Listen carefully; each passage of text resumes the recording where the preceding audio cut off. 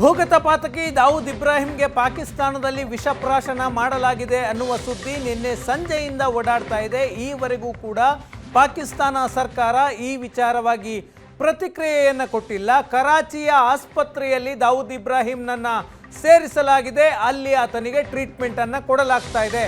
ಹಾಗಾದರೆ ದಾವೂದ್ ಇಬ್ರಾಹಿಂಗೆ ವಿಷಪ್ರಾಶನ ಮಾಡಿದ್ದು ಯಾರು? ವಿಷಪ್ರಾಶನದಿಂದ ಕರಾಚಿ ಆಸ್ಪತ್ರೆಗೆ ದಾವೂದ್ ಇಬ್ರಾಹಿಂ ದಾಖಲಾಗಿದ್ದಾನೆ ಅಂತ ಪಾಕಿಸ್ತಾನದ ಮಾಧ್ಯಮಗಳು, ಪಾಕಿಸ್ತಾನದ ಜರ್ನಲಿಸ್ಟ್ಗಳು ಮಾಹಿತಿಯನ್ನು ಹಂಚಿಕೊಳ್ತಾ ಇದ್ದಾರೆ. ಆದರೆ ಈವರೆಗೆ ಪಾಕಿಸ್ತಾನದ ಸರ್ಕಾರದಿಂದ ಅಧಿಕೃತವಾದ ಮಾಹಿತಿ ಸಿಕ್ಕಿಲ್ಲ. ವಿಷಪ್ರಾಶನದಿಂದ ದಾವೂದ್ ಇಬ್ರಾಹಿಂ ಕರಾಚಿಯ ಆಸ್ಪತ್ರೆಯಲ್ಲಿ ಟ್ರೀಟ್ಮೆಂಟ್ ತೆಗೆದುಕೊಳ್ತಿದ್ದಾನೆ ಅಂತ. ಹಾಗಾದರೆ ಭಾರತಕ್ಕೆ ಬೇಕಾದಂತಹ ಮೋಸ್ಟ್ ವಾಂಟೆಡ್ ಉಗ್ರ ದಾವೂದ್ ಇಬ್ರಾಹಿಂಗೆ ಏನಾಗಿದೆ?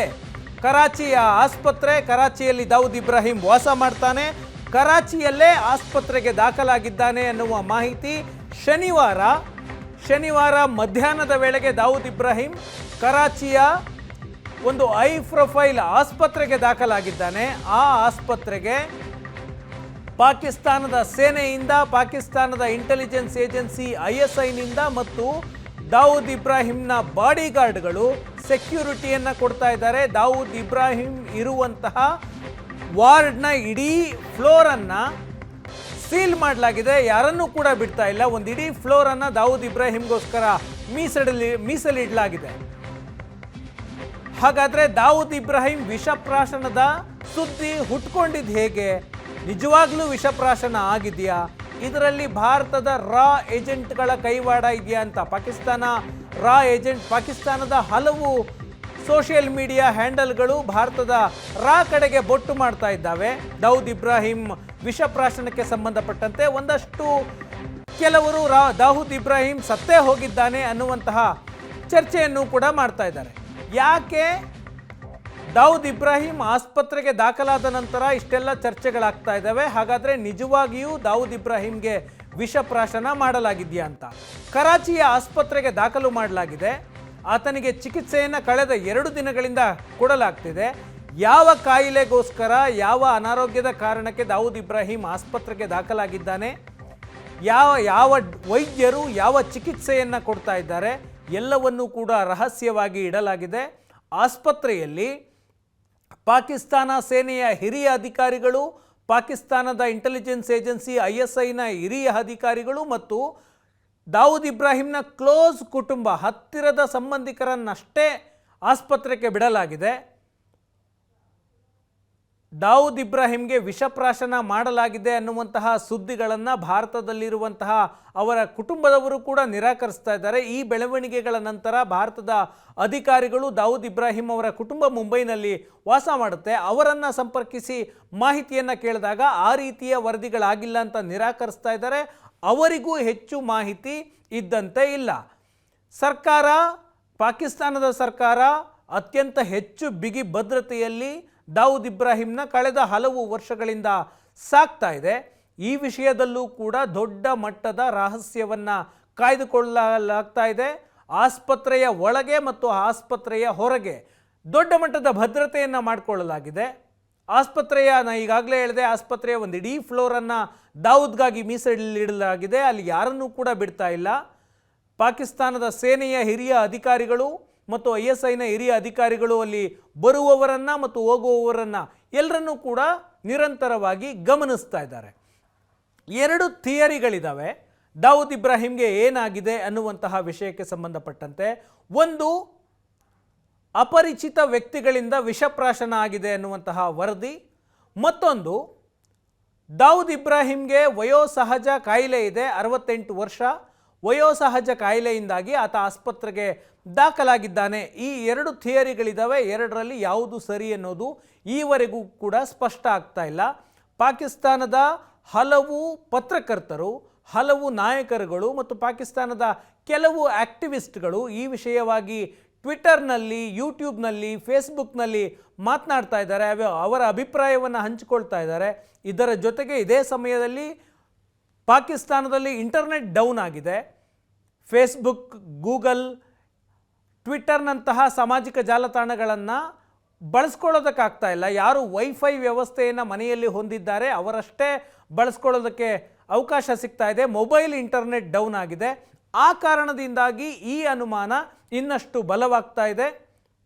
ಇದರ ಜೊತೆಗೆ ಭಾರತ ಕಳೆದ 18-19 ತಿಂಗಳುಗಳಲ್ಲಿ 25ಕ್ಕೂ ಹೆಚ್ಚು ಭಾರತಕ್ಕೆ ಬೇಕಾದಂತಹ ಮೋಸ್ಟ್ ವಾಂಟೆಡ್ ಉಗ್ರರು ಪಾಕಿಸ್ತಾನ, ಬ್ರಿಟನ್, ಕೆನಡಾದಲ್ಲಿ ಹತ್ಯೆಯಾಗಿದ್ದಾರೆ.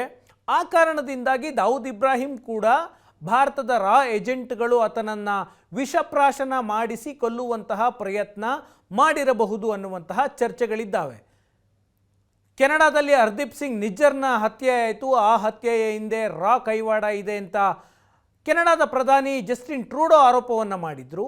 ಅದಾದ ನಂತರ ಗುರುಪತ್ವಂತ್ ಸಿಂಗ್ ಪನ್ನು, ಖಲಿಸ್ತಾನಿ ಉಗ್ರ, ಆತನನ್ನು ನ್ಯೂಯಾರ್ಕ್ನಲ್ಲಿ ಹತ್ಯೆ ಮಾಡುವಂತಹ ಪ್ರಯತ್ನ ಆಯಿತು ಅಂತ ಭಾರತದ ಅಧಿಕಾರಿಯೊಬ್ಬರ ವಿರುದ್ಧ ನ್ಯೂಯಾರ್ಕ್ನ ಕೋರ್ಟ್ನಲ್ಲಿ ಚಾರ್ಜ್ ಶೀಟ್ ದಾಖಲಾಗಿದೆ. ಈ ಬೆಳವಣಿಗೆಗಳ ಮಧ್ಯೆ 20ಕ್ಕೂ ಹೆಚ್ಚು ಭಾರತಕ್ಕೆ ಬೇಕಾದಂಥ ಮೋಸ್ಟ್ ವಾಂಟೆಡ್ ಉಗ್ರರು ಅಪರಿಚಿತ ವ್ಯಕ್ತಿಗಳ ಗುಂಡಿನ ದಾಳಿಗೆ ಬಲಿಯಾಗಿದ್ದಾರೆ. ಕೆಲವರು ವಿಷಪ್ರಾಶನಕ್ಕೆ ಬಲಿಯಾಗಿದ್ದಾರೆ.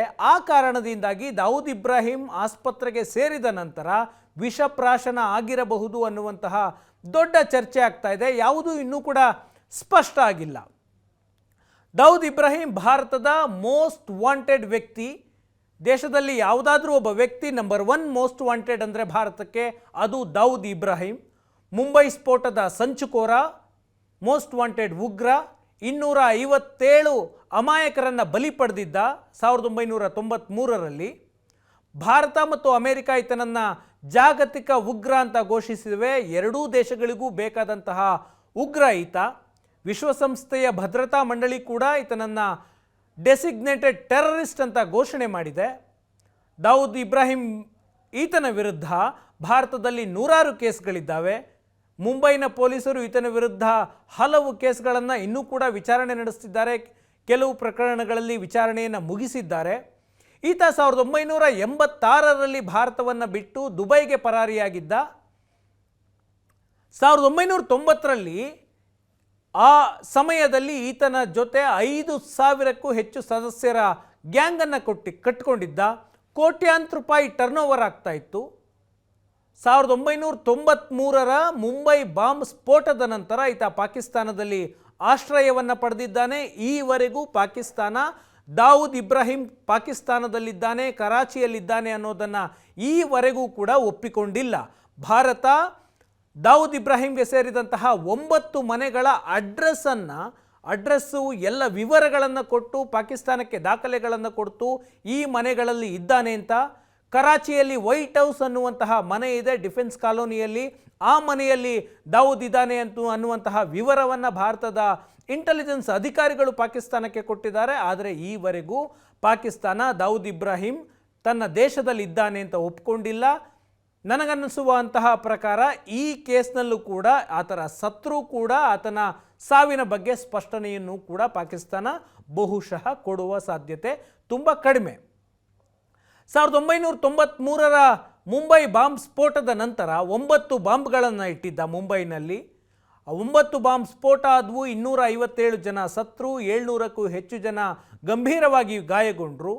ಈ ಘಟನೆಯ ನಂತರ ದಾವೂದ್ ಗ್ಯಾಂಗ್ನಲ್ಲಿದ್ದಂತಹ ಛೋಟಾ ರಾಜನ್ ಆತನಿಂದ ಸೆಪರೇಟ್ ಆಗ್ತಾನೆ. ಅಲ್ಲಿಯವರೆಗೂ ದಾವೂದ್ ಮತ್ತು ಛೋಟಾ ರಾಜನ್ ಮಧ್ಯೆ ಹಿಂದೂ ಮುಸ್ಲಿಂ ಅನ್ನುವಂತಹ ವಿಷಯ ಬಂದಿರೋದಿಲ್ಲ. ಭಾರತದಲ್ಲಿ ಹುಟ್ಟಿದ ಊರಿನಲ್ಲೇ ಬಾಂಬ್ ಸ್ಫೋಟ ಮಾಡಿದ ಕಾರಣಕ್ಕಾಗಿ ದಾವೂದ್ನ ಸೆಕೆಂಡ್ ಲೈನ್ ಆಫ್ ಲೀಡರ್ ಅಂತಿದ್ದ ಛೋಟಾ ರಾಜನ್, ಆತನಿಗೂ ದಾವೂದ್ಗೂ ಭಿನ್ನಾಭಿಪ್ರಾಯ ಬರುತ್ತೆ. ಆನಂತರ ಸಪರೇಟ್ ಆಗ್ತಾರೆ. ದಾವೂದ್ ಇಬ್ರಾಹಿಂ ಮೊದಲಿಗೆ ಡಿ ಗ್ಯಾಂಗ್ ಅನ್ನುವಂತಹ ಹೆಸರಿನಲ್ಲಿ ಒಂದು ಗ್ಯಾಂಗನ್ನು ನಡೆಸ್ತಾ ಇದ್ದ. ದಾವೂದ್ ಮುಂಬೈನ ಡೋಂಗ್ರಿ ಅನ್ನುವಂತಹ ಒಂದು ಸ್ಲಮ್ನಲ್ಲಿ ಹುಟ್ಟು ಬೆಳೆದಂತಹ ವ್ಯಕ್ತಿ. ಮೊದಲಿಗೆ ಚೈನ್ ಸ್ನ್ಯಾಚ್, ಸಣ್ಣ ಪುಟ್ಟ ಕಳ್ಳತನ, ರಾಬ್ರಿ ಈ ಥರದಲ್ಲಿ ಭಾಗಿಯಾಗ್ತಾ ಇದ್ದ. ಆನಂತರ ಒಂದು ಗ್ಯಾಂಗಿಗೆ ಸೇರಿಕೊಳ್ತಾನೆ. 75-72ನೇ ಇಸ್ವಿಯಲ್ಲಿ ಗ್ಯಾಂಗ್ಸ್ಟರ್ ಆದ. ಸಣ್ಣ ಪುಟ್ಟ ಕೃತ್ಯಗಳನ್ನು ಮಾಡಿಕೊಂಡು 80ರ ದಶಕದ ನಂತರ ತನ್ನದೇ ಆದಂತಹ ಒಂದು ಸ್ವಂತ ಗ್ಯಾಂಗನ್ನು ಕಟ್ಟಿಕೊಳ್ತಾನೆ. ಏನು ಮಾಡ್ತಾಯಿದ್ರು ಗ್ಯಾಂಗಲ್ಲಿ?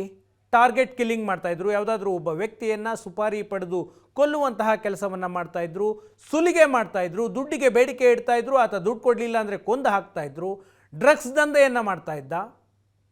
ಇಷ್ಟೆಲ್ಲವನ್ನೂ ಮಾಡಿಕೊಂಡು ಕೋಟ್ಯಾಂತರ ರೂಪಾಯಿ ಆಸ್ತಿಯನ್ನು ಸಂಪಾದನೆ ಮಾಡಿದ್ದ.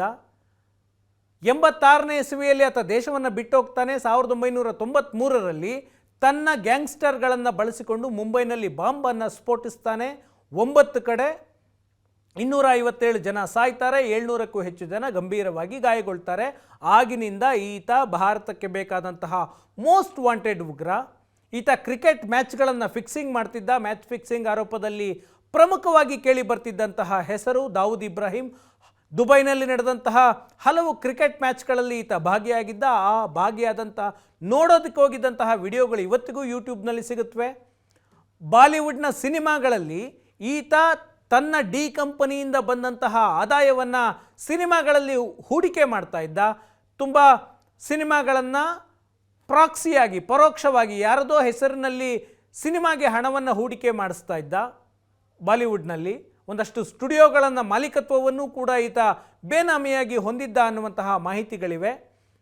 ಇದರ ಜೊತೆಗೆ ಈತ ಅಲ್ ಖೈದಾ ಮತ್ತು ಲಷ್ಕರ್ ಇ ತೈಬಾ ಅನ್ನುವಂತಹ ಜಾಗತಿಕ ಇಸ್ಲಾಮಿಕ್ ಉಗ್ರ ಸಂಘಟನೆಗಳಿಗೆ ಹಣವನ್ನು ಪಂಪ್ ಮಾಡ್ತಾ ಇದ್ದ, ಫಂಡಿಂಗ್ ಮಾಡ್ತಾ ಇದ್ದ. 1993ರ ಮುಂಬೈ ಬಾಂಬ್ ಸ್ಫೋಟದಲ್ಲಿ ಈತ ನೇರವಾಗಿ ಭಾಗಿಯಾಗಿದ್ದ. 2008ರಲ್ಲಿ ಮುಂಬೈನಲ್ಲಿ ದಾಳಿ ನಡೀತಲ್ಲ, ತಾಜ್ ಹೋಟೆಲ್ ಮತ್ತು ಲಿಯೋಫೋಲ್ಟ್ ಕಫೆ 2611, ಆ ಕೇಸ್ನಲ್ಲಿ, ಆ ಪ್ರಕರಣದಲ್ಲೂ ಕೂಡ ಈತ ಪಾಕಿಸ್ತಾನದಿಂದ ಭಾರತಕ್ಕೆ ಬಂದಂತಹ ಉಗ್ರರಿಗೆ ಲಾಜಿಸ್ಟಿಕ್ಸ್ ಸಪೋರ್ಟನ್ನು ಕೊಟ್ಟಿದ್ದ. ಎಲ್ಲಿ ಇಳ್ಕೋಬೇಕು, ಹೇಗೆ ಹೋಗಬೇಕು, ಹೇಗೆ ತಾಜ್ ಆಸ್ಪತ್ರೆಯನ್ನು, ತಾಜ್ ಹೋಟೆಲನ್ನು ತಲುಪಬೇಕು, ಸರ್ಕಾರಿ ಹಾಸ್ಪಿಟ್ಲಿಗೆ ಯಾವ ರೀತಿ ತಲುಪಬೇಕು ಅನ್ನುವಂತಹ ವ್ಯವಸ್ಥೆಯನ್ನು ದಾವೂದ್ ಇಬ್ರಾಹಿಂ ಮಾಡಿದ್ದ. ಇಷ್ಟೆಲ್ಲ ಆರೋಪಗಳಿರುವಂತಹ ವ್ಯಕ್ತಿಯನ್ನು ಭಾರತ ಹಲವು ಬಾರಿ ಈತನನ್ನು ಹತ್ಯೆ ಮಾಡೋದಕ್ಕೆ ಪ್ರಯತ್ನ ಮಾಡಿತ್ತು ಈ ಹಿಂದೆ. ಹಾಗಾಗಿ ಈ ಹಿಂದೆ ನಡೆದಂತಹ ಹಲವು ಪ್ರಯತ್ನಗಳ ಕಾರಣದಿಂದಾಗಿ ಈ ಬಾರಿಯೂ ಕೂಡ ಈತನನ್ನು ಮುಗಿಸೋದಕ್ಕೆ ಭಾರತದ ರಾ ಏಜೆನ್ಸಿ ಪ್ರಯತ್ನ ಪಟ್ಟಿದೆ ಅಂತ. ಹಾಗಾದರೆ ದಾವೂದ್ ಇಬ್ರಾಹಿಂನನ್ನು ಮುಗಿಸೋದಕ್ಕೆ ಭಾರತ ಎಷ್ಟೆಲ್ಲ ಪ್ರಯತ್ನವನ್ನು ಪಟ್ಟಿದೆ, ಮುಗಿಸೋದಕ್ಕೆ ಪ್ರಯತ್ನ ಆದರೂ ಯಾಕೆ ಪಡಬೇಕಾಗಿತ್ತು? ಯಾಕಂದರೆ ದಾವೂದ್ ಇಬ್ರಾಹಿಂ ಭಾರತದಲ್ಲಿ ಹಲವು ಉಗ್ರ ಚಟುವಟಿಕೆಗಳಿಗೆ ಕಾರಣ ಆಗಿದ್ದ, ಹಲವು ಹತ್ಯೆಗಳಿಗೆ, ಸುಲಿಗೆಗಳಿಗೆ ಕಾರಣ ಆಗಿದ್ದ. ಈತನಿಗೆ ಪಾಕಿಸ್ತಾನ ಆಶ್ರಯ ಕೊಟ್ಟಿದೆ. ಇಂತಹ ವ್ಯಕ್ತಿಯನ್ನು ಕಾನೂನಿನ ಮಾರ್ಗದ ಮೂಲಕ ಭಾರತಕ್ಕೆ ತಂದು ಆತನನ್ನು ಭಾರತದ ನ್ಯಾಯಾಂಗದಲ್ಲಿ ಶಿಕ್ಷೆಯನ್ನು ಕೊಡಿಸುವಂಥದ್ದು ಸಾಧ್ಯನೇ ಇಲ್ಲ. ಏಕೆಂದರೆ ಒಂದು ಸರ್ಕಾರವೇ ಆಶ್ರಯ ಕೊಡ್ತಾ ಇದೆ ಪಾಕಿಸ್ತಾನ. ಆ ಕಾರಣಕ್ಕೆ ಅವನನ್ನು ಬೇರೆ ಮಾರ್ಗಗಳ ಮೂಲಕ ಹತ್ಯೆ ಮಾಡುವಂತಹ ಪ್ರಯತ್ನಗಳಾಯಿತು. 1994 ಮೊದಲ ಪ್ರಯತ್ನ, 93ರಲ್ಲಿ ಬಾಂಬ್ ಸ್ಫೋಟ ಆಗುತ್ತೆ, 94ರಲ್ಲಿ ಮೊದಲ ಪ್ರಯತ್ನ. 4 ಶಾರ್ಪ್ ಶೂಟರ್ಗಳನ್ನು ಪಾಕಿಸ್ತಾನಕ್ಕೆ ಕಳಿಸುವಂತಹ ಯೋಜನೆಯನ್ನು ರಾ ಏಜೆನ್ಸಿ ಹಾಕಿಕೊಳ್ಳುತ್ತೆ. ರಿಸರ್ಚ್ ಆ್ಯಂಡ್ ಅನಾಲಿಸಿಸ್ ವಿಂಗ್, ಭಾರತದ ಬೇಹುಗಾರಿಕಾ ಸಂಸ್ಥೆ, ವಿದೇಶಗಳಲ್ಲಿ ಭಾರತದ ಪರವಾಗಿ ಬೇಹುಗಾರಿಕೆಯನ್ನು ಮಾಡುತ್ತೆ. ತಮ್ಮ ಏಜೆಂಟ್ಗಳ ಮೂಲಕ ಸೀಕ್ರೆಟ್ ಆಪರೇಷನ್ಗಳನ್ನು ಮಾಡುವಂತಹ ಸಂಸ್ಥೆ ರಾ. ಹಲವು ತಿಂಗಳುಗಳ ಕಾಲ 4 ಶಾರ್ಪ್ ಶೂಟರ್ಗಳಿಗೆ ತರಬೇತಿಯನ್ನು ಕೊಡುತ್ತೆ ರಾ. ಅದಾದ ನಂತರ ಕರಾಚಿಯ ಕ್ಲಿಪ್ಟಾನ್ ಅನ್ನುವಂತಹ ಪ್ರದೇಶದಲ್ಲಿ, ಅವತ್ತಿಗೆ ಅಲ್ಲಿ ವಾಸ ಮಾಡ್ತಿರ್ತಾನೆ, ಆ ಪ್ರದೇಶದಲ್ಲಿದ್ದಂತಹ ದಾವೂದ್ ಹತ್ಯೆಗೆ ಪ್ಲಾನ್ ಮಾಡಲಾಗುತ್ತೆ. ಆದರೆ ಇನ್ನೇನು ಅಂತಿಮ ಹಂತದ ಸಿದ್ಧತೆಯಲ್ಲಿರುತ್ತೆ, ಇಡೀ ಪ್ಲಾನನ್ನು ಎಕ್ಸಿಕ್ಯೂಟಿವ್ ಮಾಡುವ ಹಂತದಲ್ಲಿದ್ದಾಗ ಸರ್ಕಾರ ಆ ಪ್ಲಾನಿಂದ ಹಿಂದೆ ಸರಿಯುವಂತೆ ರಾಗೆ ಸೂಚನೆ ಕೊಡುತ್ತೆ. ಸರ್ಕಾರ ಒಪ್ಪಿಗೆಯನ್ನು ಕೊಡೋದಿಲ್ಲ. ಇದು ಮೊದಲ ಪ್ರಯತ್ನ.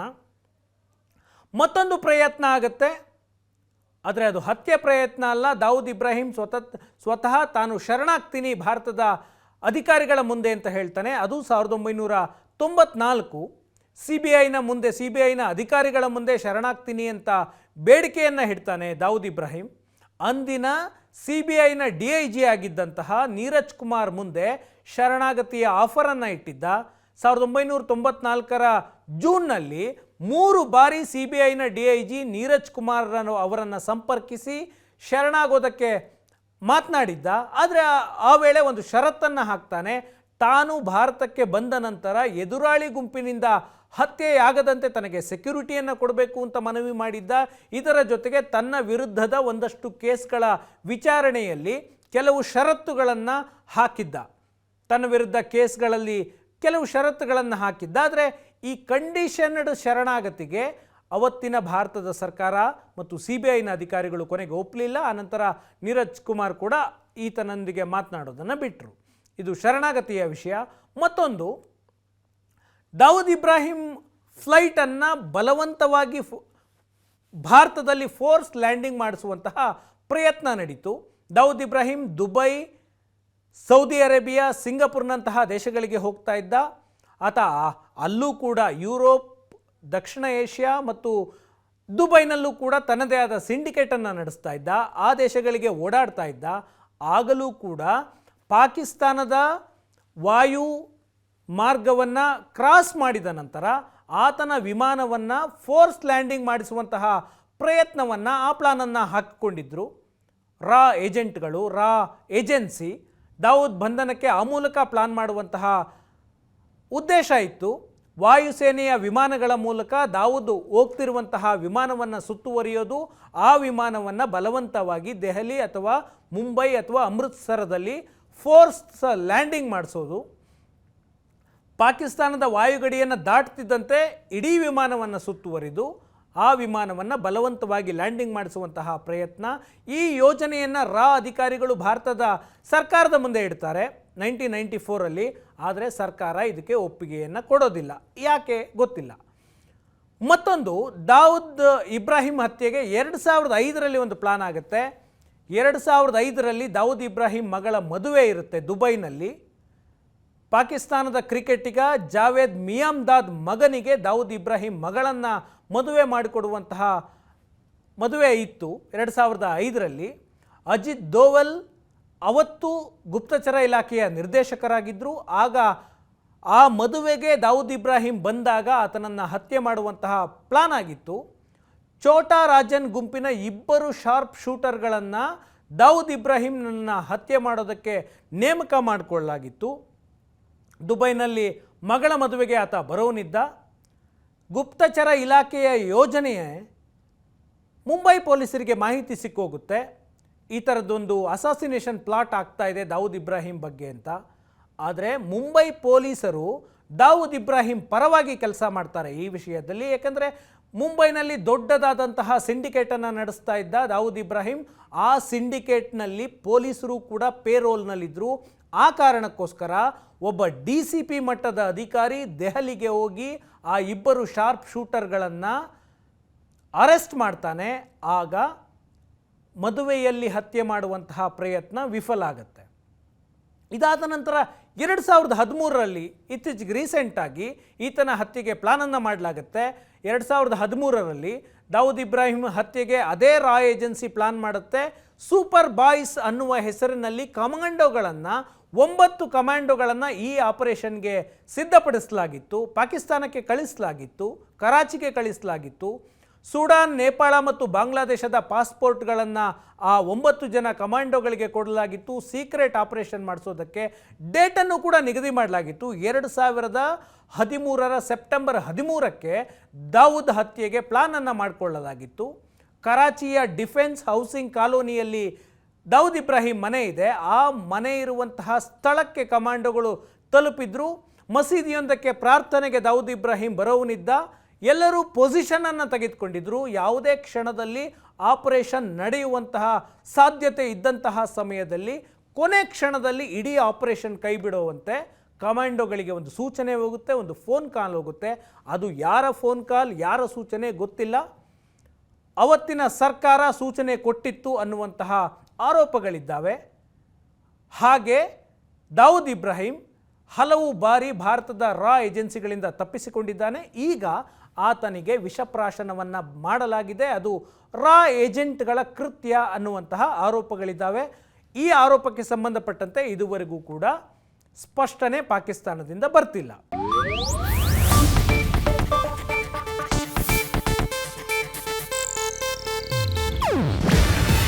ಇದು ಏಷ್ಯಾನೆಟ್ ನ್ಯೂಸ್ ನೆಟ್ವರ್ಕ್ ಪ್ರಸ್ತುತಿ.